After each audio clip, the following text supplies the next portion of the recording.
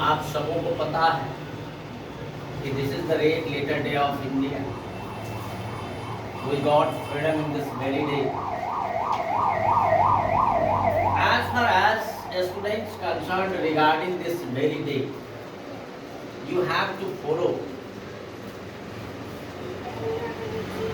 some norms, some disciplines, and try to make your mind clear regarding this fact. What's the importance of this Independence Day?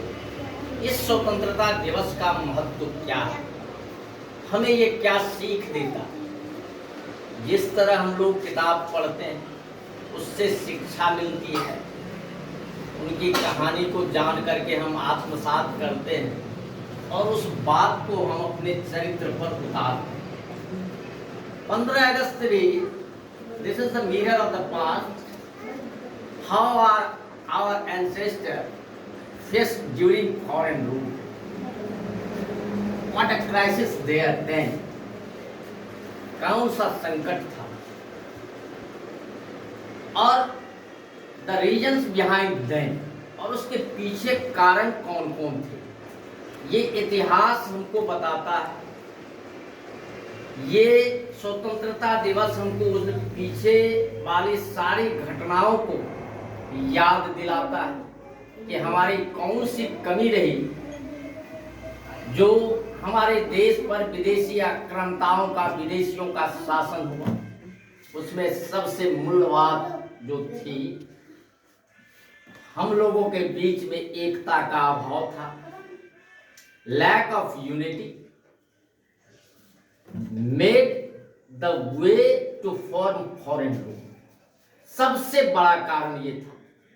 अब आपको ढूंढना है कि वो जो एकता जिस सूत्र में हम सब बंधे हुए हैं, सांस्कृतिक रूप से, धार्मिक रूप से, सामाजिक रूप से, राजनीतिक रूप से, उसमें एकता को खंडित करने वाले कौन कौन से प्रयास किए जाते हैं जिससे राष्ट्र की क्षति होती है, समाज की क्षति होती है. उस बात को मौजूदा दौर में जानने की जरूरत है. बहुत सारे हमारे टॉर्च बियरर लीडर्स जो स्वतंत्रता आंदोलन में अग्रणी थे, जिनके नेतृत्व में हमें स्वतंत्रता के दर्शन हुए, उन सबों को नमन करते हुए और उनकी बातों से प्रेरणा लेते हुए आने वाले पीढ़ियों को हमें किस रूप में तैयार करना है, ये हर एक विद्यालय का भी काम होता है. उसके लिए एक सच्चा नागरिक चाहिए, एक राष्ट्रभक्त चाहिए. अगर आपकी भक्ति सबसे पहले अगर कहीं भी होना चाहिए तो राष्ट्र के लिए होना चाहिए. Who lives if India dies? कौन जिंदा रहेगा अगर भारत मर जाए, ये भावना रखना चाहिए. तो पहले राष्ट्र को बचाने का प्रयास करना चाहिए. राष्ट्र के निर्माण के लिए अपनी जीवन की बलि देना चाहिए, जीवन को तत्पर समर्पित करना चाहिए. राष्ट्र सर्वोपरि के सिद्धांत को लेकर के अपने जीवन यात्रा को आगे बढ़ाना चाहिए.